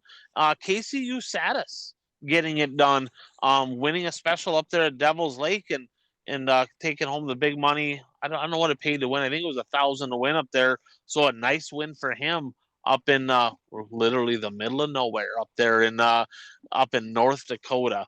So I'm gonna go that direction. As far as duds, we'll go Braden Brower. And again, kind of like Bert said earlier, people just ain't racing. And a lot happened, right? Of course, Brower's lost dad, and Braden raced his ass off last year to win a natty. I think Braden's running the roofing company, I'm pretty sure. If you remember, though, Kyle Dykhoff won the natty here a couple years back, took the whole next season off, right? So maybe it's a money deal, but Braden's only got 2 shows in. I don't believe it was even in his own car. Kind of a where's Waldo as a race fan, as a Brower fan, because we like watching them kids race. It's disappointing, I guess, to say the least, that Braden Brower's not out there. Not sure if he's going to be the second half of the season. Not positive, but Braden Brower is the dud. And honorable mention, Justin Vogel, Victory Lane. It's usually middle of the front straightaway, slightly inside the track. That's usually where it is. Find that shit here this weekend. Wolverine, get her done. All right, grassroots. And the grassroots is anything between Hornets, sports compacts, pure stocks, mod 4s, legend card, whatever you want to put in the grassroots. Crown Vics, whatever we got, right? Bangers, could be a little bit of anything. 2-man cruisers, road hogs, right? And whatever, right? Grassroots. Bert, you said you have a stud in the grassroots. Yes, I'm gonna go with Tanner Westfall. He's only raced twice this year. I believe he's only raced twice this year, and he's got 2 victories. If you remember, a couple weeks back, the 4 cylinders had a special in Shawano, and he drove a borrowed car and won that special event. And he drove that. There's another special at Shawano Speedway in the 4-cylinder division. He drove that same borrowed car and won the $800 feature in the 4-cylinder division. So 2 nights of racing this year at Shawano Speedway and 2 feature wins in a borrowed car. Don't get much better than that, right? All right, Changa, grassroots. You got any studs? You got any duds in the grassroots? My stud this week is going to be Dustin Puffy. 2 firsts and a second in the last week or just over a week. I guess I'm gonna go for my dud. I'm gonna go with Aston Schwinn, and here's a guy we've had on our hot list a couple of times here, not the too recent past here. And his last couple shows were back-to-back DNS, a 15th and a 19th. So I'm gonna put Ashton Schwinn as my dud this week. All right. Well, we got a few winners here I want to shout out. So Aaron Burnick won up in Ashland in the pure stock. That's number 3 on the year.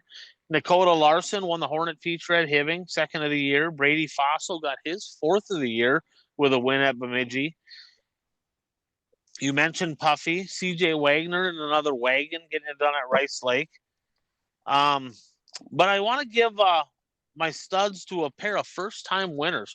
Now, if there's a racetrack we talk about where grassroots racing is king in Wissota country, what track is that, guys? Bert, if I said grassroots racetrack in Wissota country, we talk about it quite often.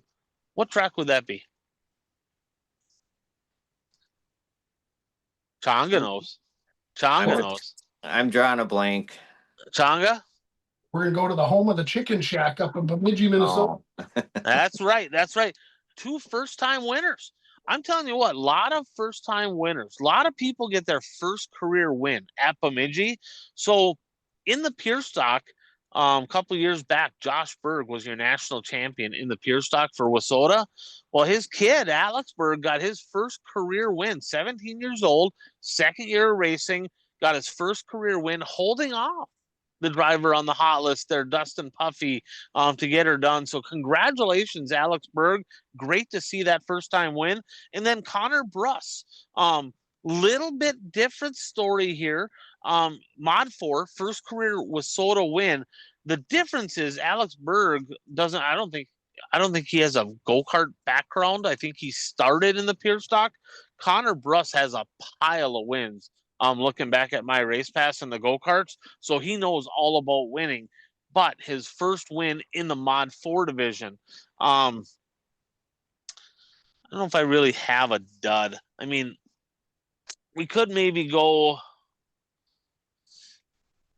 we could maybe go with Brady Fossil on this one, just for the simple fact that I got to be honest, been watching this kid, right, and I'm kind of cheering for him.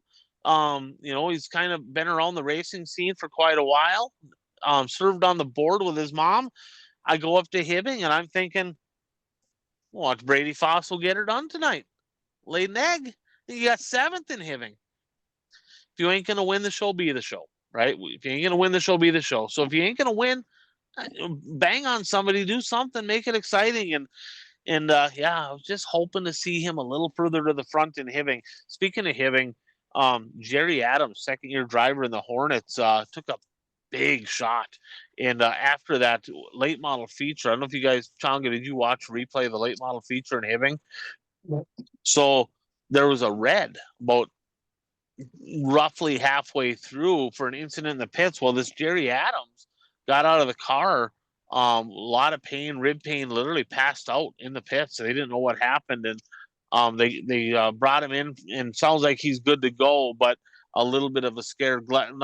We talk about Viking, they kind of had a couple hell scares, and they had a very, very long extended red flag, and turns out that Jerry Adams was okay, so that's good to hear. So speaking of grassroots, a guy that has done some grassroots racing himself, Mac Johnston, ran some Hornet stuff for Wissota and non-sanctioned over at Cedar Lake. But I want to give a shout out to his business here, East Central Sports. So they are your number one source for pit bikes, kids ATVs, golf carts, Toro lawnmowers, and a whole lot more. Where is East Central Sports?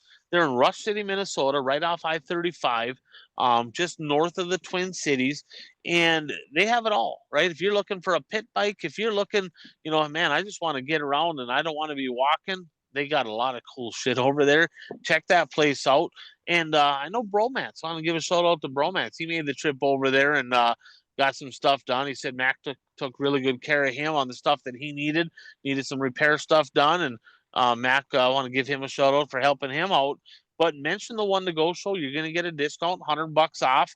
And if you have any questions, give them a call, 320-358-1994, or check them out online at www.eastcentralsports.com. Thanks a lot, Mac.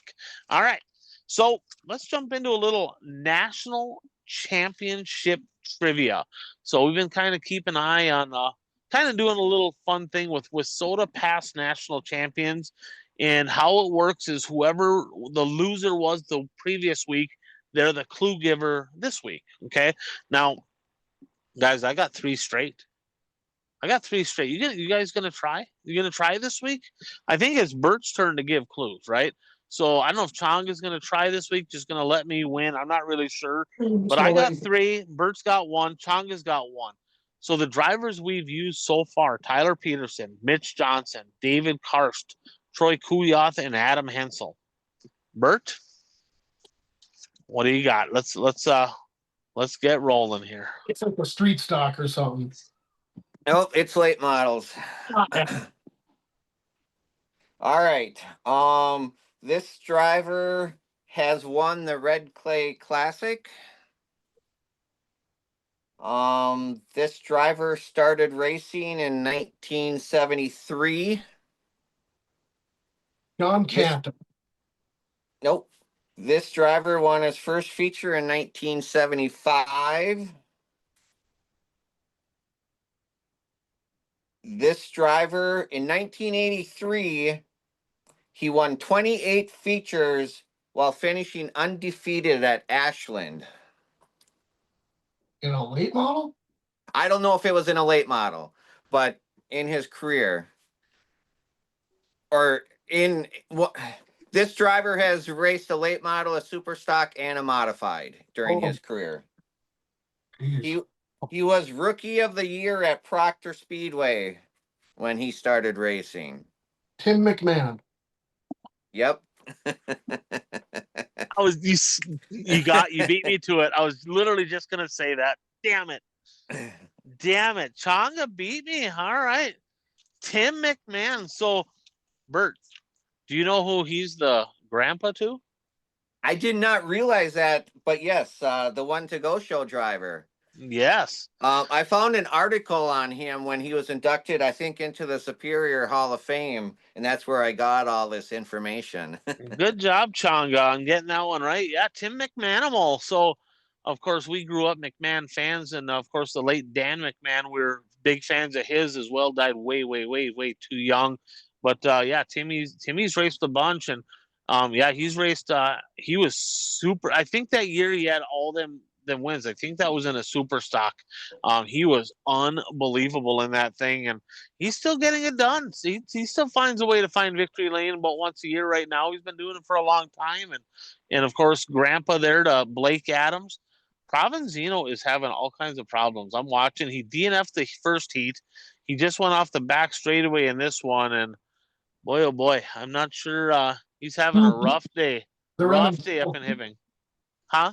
Are they running double heats or is it a B main? Double heats. Double heats. Yep. Double heats. Yeah, round 2, heat number 3 right now. Sabraski, Burdick, and it looks like Massengill's just getting by Ryan Newman right now for 3rd. All right, so there we go. Congratulations, Changa.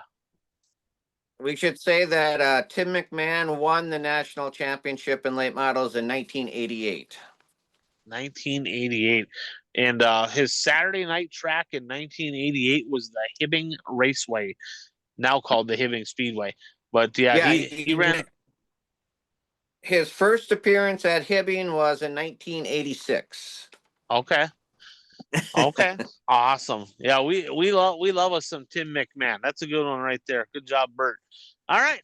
So we're gonna get into our pick'ems points here. So we'll talk about our upcoming events, but this week we got a whole pile of races we're picking. But last week our 2-time reigning champion Rain Man had the biggest week. He had plus 18. He had the biggest week. Myself and Dano had plus 17. So right now I'm leading the way at 318. Bert at 307. I gained a little bit on both you guys. Changa at 305. Dano slid into 4th at 300. Coach at 296. We weren't worried about him. He had a big lead earlier, but we see him racing. He doesn't really finish much of them, so we weren't overly concerned about the points either.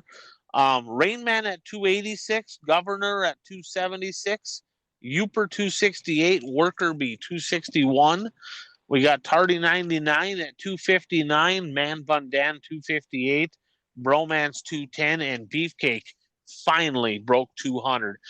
So the events that we're picking this week, what do you got there? On that, so and Bert, hear me on this, Bert, because I might be trying to put you to work, okay? So am I the only one that notices that Aho takes the point lead in this stupid contest for the first time in 5 years? Mysteriously after he starts doing the points for the deal. I mean, does anyone else find that weird that just boom, he starts doing the points and he shoots to the lead for the first time ever? I mean, I don't know. Do we need? I think there's something to this. I think it's not necessarily that, but we send our picks to him. So when does he make his picks after he gets all of our picks?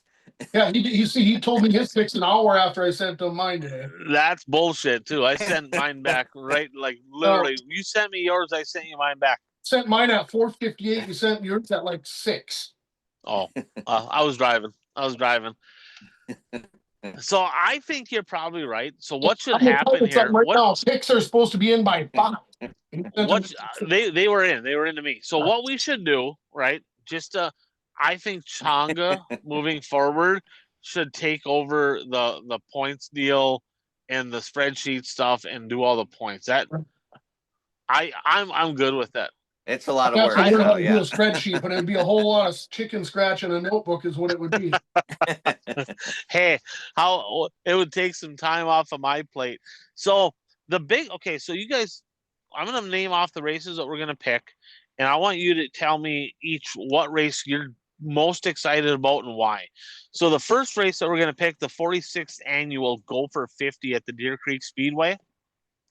World of Outlaw late models, and then the USRA Northern Lights modifieds. Now, keep in mind, no USMTS this weekend, so I'm assuming most of the hitters for the USMTS will be at Deer Creek, so there's going to be a bunch of good cars there. Lucas Oil late models this week at Atomic and Muskegum. Now, got to be honest, that's so disappointing because the Go for 50 is such a cool event.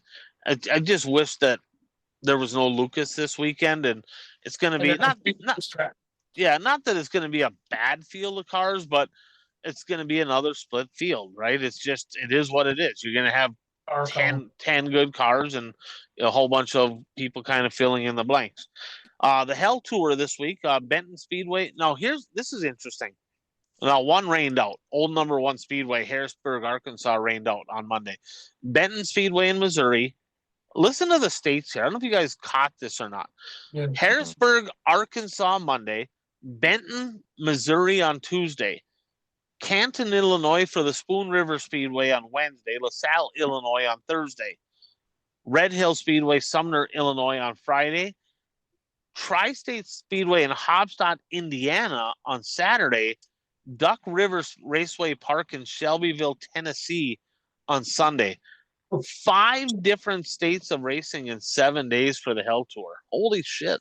That's interesting. And then Hunt the Front, with all that stuff going on, Hunt the Front has a standalone race on Saturday in Sonoya. And then we got the 9th annual Border Battle up at the Gondik Speedway. That is on Friday and Saturday. We're picking that race. The Wissota Structural Buildings Wissota Late Model Challenge Series in action. Then Mods, Supers, Midwest Mods. They also have Hornets, I think, but we're not. Hornets are peers. They have another class, but we're not picking those. Ironman Late Model, $5,000 to win tonight in Hibbing. We are picking that as well. And USAC National Midgets. Now, they have 4 races this weekend. We're picking 2. We're picking the BC 39, Brian Clausen Memorial, the dirt track at Indianapolis Motor Speedway, going on tonight, Tuesday, and Wednesday. The Farm Stock Special at the ABC Raceway in Ashland, late models, mods, supers, and Midwest mods. And then the 36th annual Dakota Classic Mod Tour is getting underway this weekend. Starts in Jamestown on Saturday, goes to the Nodak Speedway in Minot on Sunday. IMCA Modifieds, IMCA Stock Cars. Now, I actually punched in a couple things here. So, Changa, did you know that this event actually used to be a Wissota event? Did you know that? 100%. So, just a few people that have won the points. Here's a couple names, just a little blast to the past, right? Leo Burkhartsmeyer has a couple. Marlon Seidler. Leo has 3. Kent Arment has a championship. Rapid Ron Schreiner. Joran Boyce, who I raced against from out there. Mike Spalding from Bemidji has a championship. Ed Turnbull, who happens to be Aaron Turnbull's dad. Smokin' Hank Berry. Steve Arpin. Aaron Turnbull got one done. RTJ, Hunter Marriott, TBJ. So a pile of Wissota guys, and then some noticeable names or whatever have raced that event. That's a hell of a series. 36 years in the running for the Dakota Classic Mod Tour. So out of all the races that we're picking, events that we're picking, or maybe something we're not picking, Bert, what are you most jacked up here for this week? I would say the Go for 50 just because of the history behind it. But like you said, it's unfortunate that Lucas Oil scheduled a race against it. But it should still be good. It seems like there's always great racing at that event. Was that a rescheduled deal? Or was it initially on the schedule? Was it something that rained out early in the year and then they kind of slid it in this state for Lucas Oil, or was it on the schedule the whole time? I don't recall. I don't know. Yeah, that's unfortunate. Changa, what are you looking forward to most? Well, I was going to go with that too. So I guess I'll go with this whole stretch of this week up at home here between Hibbing and Ashland and Superior. I guess I'm looking forward to that. Going to have some good car counts with a bunch of really good runners up here for the week. So that'll be fun to watch. yeah, there's going to be some good racing to be had, and I'm going to stick with the Dakota Classic Mod Tour. You know, that's a historic deal. That's been around for a long time. The only thing disappointing to me is it's not WISSOTA, right? That's the only thing that's disappointing to me. But they'll get racers from all over the place, so it'll be fun to watch and something to keep an eye on. So let's jump into our bold predictions here. So we make 3 bold predictions every week, and basically that they're racing related, show related, sometimes sports related, but we keep track of correct predictions and correct percentage on the predictions. So this past week, Bert, you had 3 come off the board, and hey, Bert, you swept incorrectly, but you swept. You said Turbo would have 2+ wins on the Hell Tour in week 3. No, sir. No, sir, that did not happen. World of Outlaw Sprint Cars, you said they were at Cedar Lake Speedway this past weekend. A couple vicious rollovers. One left the park. That was kind of crazy. You said there would be 6 different drivers on the podium in those 2 nights. Well, Gravel and Macedo got first and second each of the 2 nights. So I think Cole got third both nights. yeah, so there was not 6 different podium drivers. Let's put it that way. World of Outlaw late models. You said Bobby Pierce would get a win. 0 wins for the smooth operator. Chonga's boy. That was my prediction, that he would get 1 win. No more than 1. Oh, no more than 1. Okay.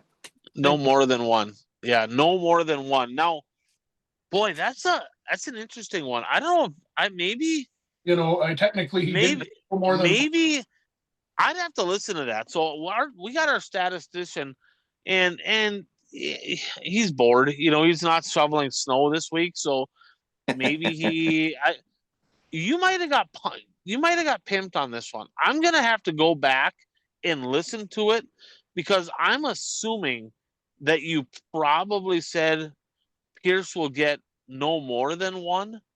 And if that's the case, you got that right. So, Uper. In fact, you should text him, Bert, now or when we get off the show, or you can go on the show. You can listen to it back yourself and check that out. You should do that and let us know. You might have got chumped here. You might have got pencil fucked by old Uper here. All right.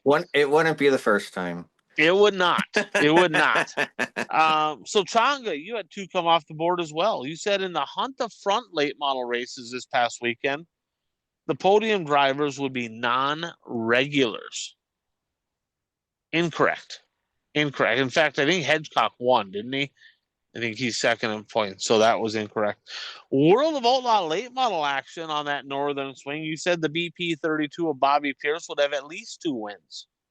At least 2 wins. He had 0, so that did not happen. Uper had 3 come off the board. Weird, he got 3 correct. World of Outlaw late model action. He said the combination of Nick Hoffman and Bobby Pierce, at least one of those drivers would podium all of the nights, okay? And they'd combined for at least 2 wins. Well, Hoffman got 2. So he squeaked that one out with Hoffman, because I figured for sure Pierce would account for at least 1. So he snuck that out. He said the Eisenschenk girls would, at least one of them would qualify into a main. And in fact, they both did. One of them qualified in, I don't remember if it was Layla or Amelia. One of them qualified in on night 2 directly through the heat race. Didn't even need to go to the LCQ. So they actually ran pretty well. They actually showed some speed. In fact, in time trials at Nodak, they time trialed quicker than Troutman and Hoffman and all. I mean, they had fast cars. It's going to be fun to watch them. They're pretty fresh in them late models. I think they got a pretty bright future ahead of them. Rico Abreu would have at least 1 win and at least 2 podiums, and that happened. So that's a sweep for Uper. And then the old 71A here. I had 3 come off the board as well. At Sheridan Speedway at the Summer Showdown, I said there would be more DQs than locals on the podium in the Big A main. Well, The only local on the podium was Mario Berger, who got DQ'd. So there ended up being 0 on the podium and 1 DQ. So I got that correct. World of Outlaw late models. I said nobody would win more than 2. And there'd be 6 different drivers, at least 6 different drivers with podium finishes. There was exactly 6 podiums, and there was 2 different winners on the northern swing, T-Mac and Nick Hoffman. Nick Hoffman won 2. So that was correct. And then in sprint car action, I said the combination of Tyler Courtney and Buddy Kofoid would have a better average finish than Brad Sweet and David Gravel. Tyler Courtney and Kofoid, in fact, did, because Brad Sweet had a rough week. I mean, not terribly rough, but a 7th and a 5th. And the rest of them were podium. So I got 3 for 3, just like Uper. So our points right now, the correct predictions, Chonga's still leading the way. He's at 12. Uper and myself at 10, tracking him down. Bert's at 7. Correct percentage, I'm at 40% with the lead on percentage. Chonga at 36.4, Uper at 31.3, Bert at 25.9. Chonga, what do you got now? Cripes. Bert, okay, hear me on this. So I had a fan of the show reach out to me on this, and he thinks there's some BS going on, right? So last week, Aho openly admits to trying to bribe an official with Dairy Queen, right? And he's, so he's going to bribe this official. So what happens? Okay, he's going to bribe Pogo with a gift card. So then he makes a bold prediction of more DQs than locals on the freaking podium, right? So what does Pogo do? He goes and DQs the only local on the freaking podium. Seem a little fishy? Maybe. I don't know. What do you think? It probably does warrant an investigation. Right. So he tells me Pete Rose, right? But okay, so this is what the listener told me. But he pulled off a modern day teapot dome scandal, which also happened in Wyoming in the 20s. That's the 1920s, but it's still the same. I tried. The problem is the frickin' promoter. Ice cream to DQ the locals on the podium so you get a point. Yeah, the problem is I went through the promoter, who happens to be a local that races, and he was afraid to do that because he didn't want to get DQ'd by Pogo for me fucking with him. That's your side of the story, but we don't know that. Yeah, I do have the text message, got documentation. You probably sent a text message to Pogo, said if there's any locals, you better DQ them guys. Yeah, I should have did that. I'm not really sure Pogo would talk to me on that one, though. In fact, I did actually message Pogo and say, frickin' Switzenberg dropped the ball. I tried to bribe you a little bit here. I tried to butter you up. He's like, I lost 50 pounds. I ain't eating any of that shit anyway. I'm like, you would have ate it if I would have sent it to you. I mean, come on here. So, all right, well, accusing me. See, Bert, we're tracking Chonga down, pass him up in the points, and now he's like a typical racer. The only reason anybody else can win is they have to be cheating. So he fits right in, right? He fits right in with this group. All right. So we're going to make them cheating better. That could be. You're more, like I said, I think you should honestly be doing the stats, because that would really, really help me out a bunch. I'm all for that. What do you think, Bert?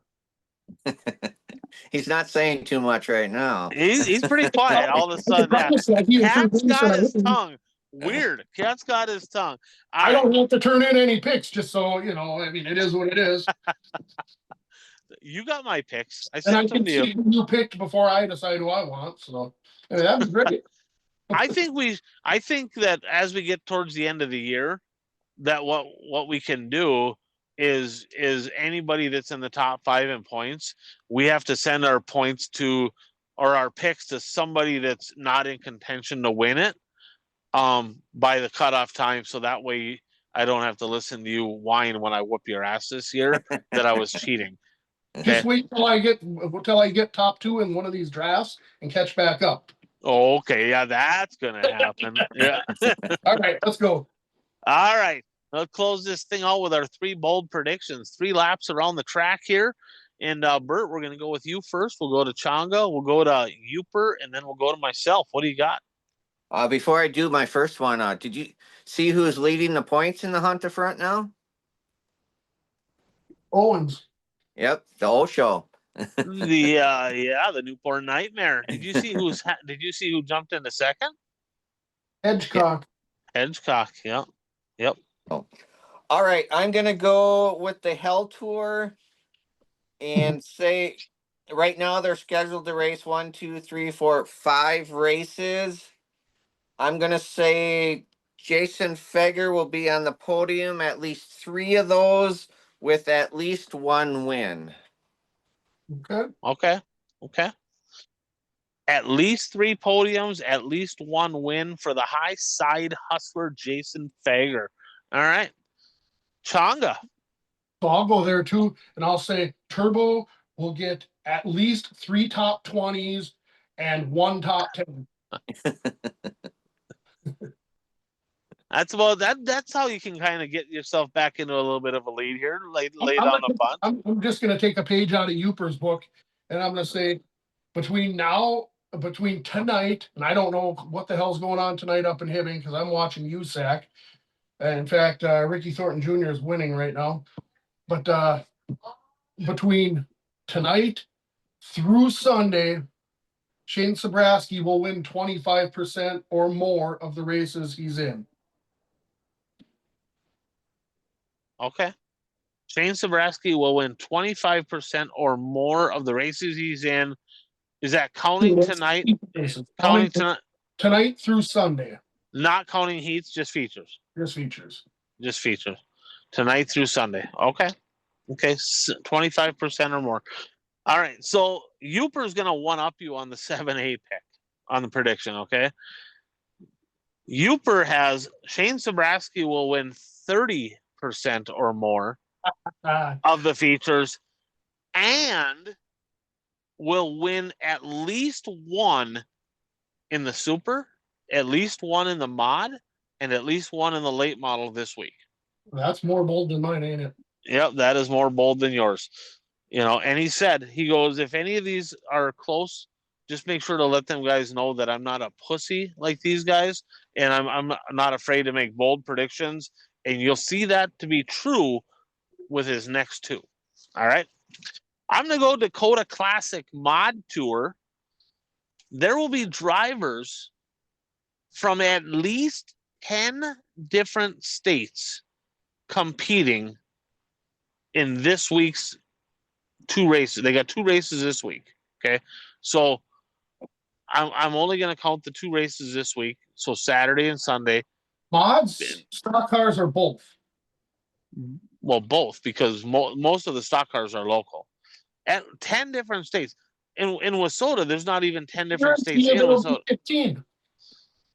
Maybe. There was like 20 last year. Was there? I don't know. I just made it up, but it sounded good. So here we go. See, here we got Changa. He doesn't even know the data. I'm going at least 10. People that were confirmed on their Facebook page, and there was guaranteed 10 states covered on there for sure. I mean, for sure. You think there was at least 10? Oh, for sure. Yes. 100%. Do I need to richen that up, Bert? Yeah, 100%.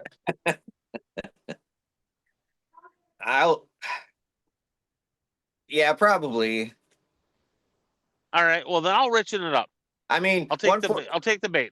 141 Speedway had 6 states by themselves for their 2-day show. Right, but that paid big money. Money.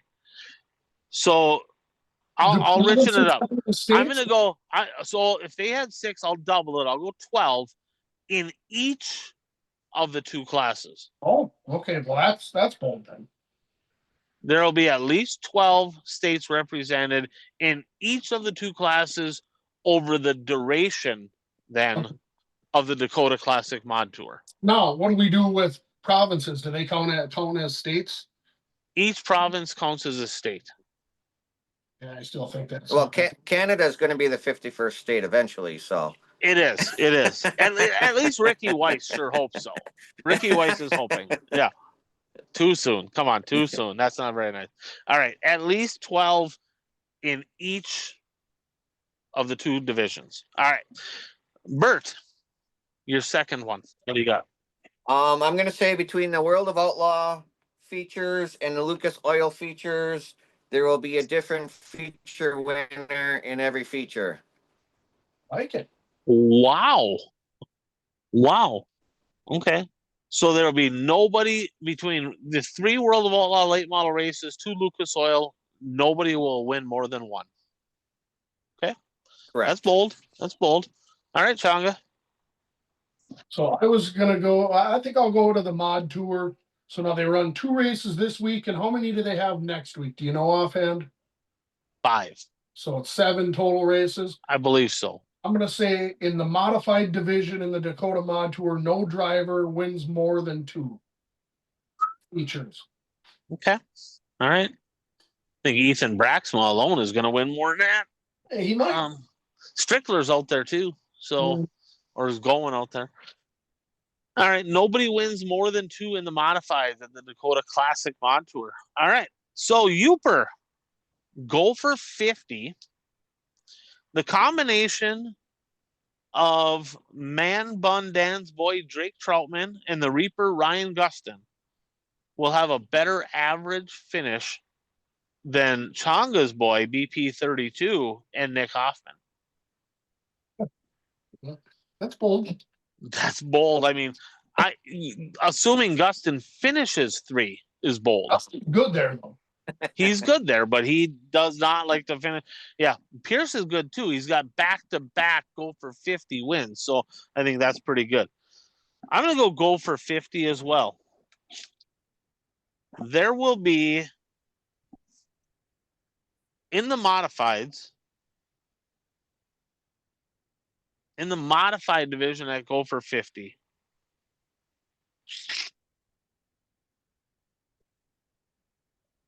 There will be at least 2 different winners.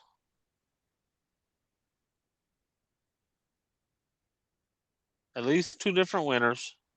And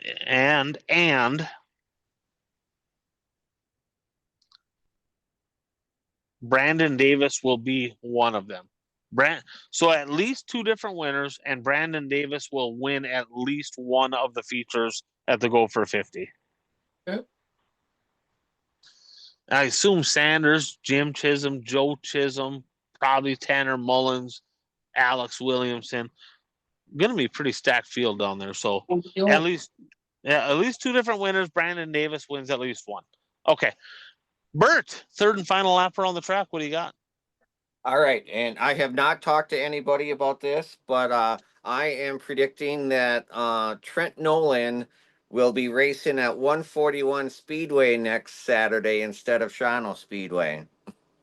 Wow. Wow. Now, if Shawano rains out and can you back into that? Or are you going to allow yourself a back in? No, a rain out doesn't count. A rain out doesn't count. Okay. See the ethics of Bert. He ain't like Changa. He doesn't take freebies. He don't take them handouts.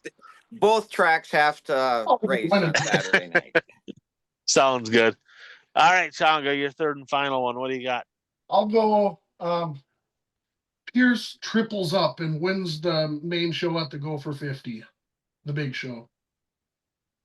Pierce triples up? Oh, he wins 3 straight. Wins Pierce wins his 3rd straight Go for 50. Okay. Right. Okay. All right. Youper's third and final prediction here. You guys ready for this one? I think he's drinking when he's texting. I'm not sure. 3 Minnesota World of Outlaw drivers in attendance, right? You got Dustin Sorensen, Brent Larson, Jake Tim. Okay. Tim, yeah. Brent Larson's going to have the best average finish at the Go for 50 of the 3 Minnesota drivers. Jake Tim's been pretty good. Dustin Sorensen.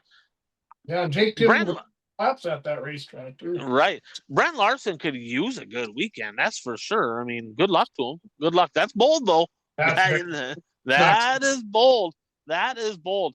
My third and final prediction, I'm going to go Border Battle, Gondik Law Speedway. Okay. So Gondik Law Speedway, I'm going to go Daryl Nelson wins at least one late model feature. Jody Belfi wins, assuming both nights race. If only one night races, it don't count. Assuming both nights get in, Daryl Nelson wins at least one in the late model.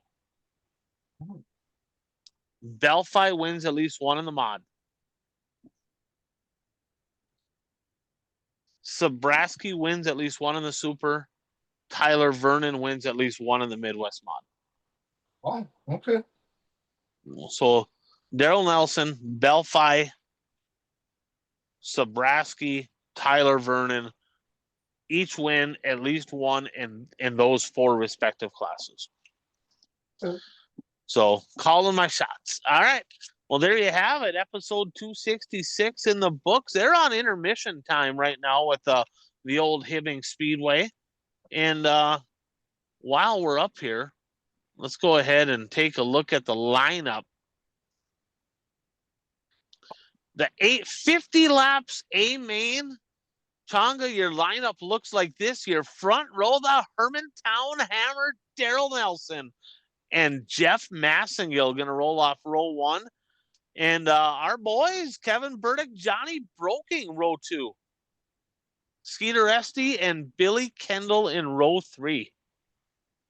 That's going to be a good one right there. Midwest Mod feature. Chris Magistad, Michael Blevins Sr., row one. Sam Blevins and a former 71A pit guy, Eric Anderson, going to roll off outside row number two. Vandy Camp starts 8th. Joey Jensen starts 9th. Wow, good cars up there. Yep. And then in the Hornet division, Dakota Larson, Jada Lohr. Now, Jada Lohr, of course, is Doug Koski's, we'll call her Doug Koski's granddaughter. Or daughter, not granddaughter. Yeah, because Doug Koski's married to Vicky Erickson, Johnny Erickson's sister. Kelly is the daughter of Vicky, and Jada Lohr would be the granddaughter. She's outside pole. And then that Brady Foss, so he's starting off 9th. So he's going to have to make some noise to make something happen there. So should be a good one. XR Plus, we're going to keep an eye on that one here. Should be a good feature. 5 large to win for the late models up in Hibbing. As always, I'm Ryan. That is Bert. That is Changa. Thanks for tuning in to the One to Go Show.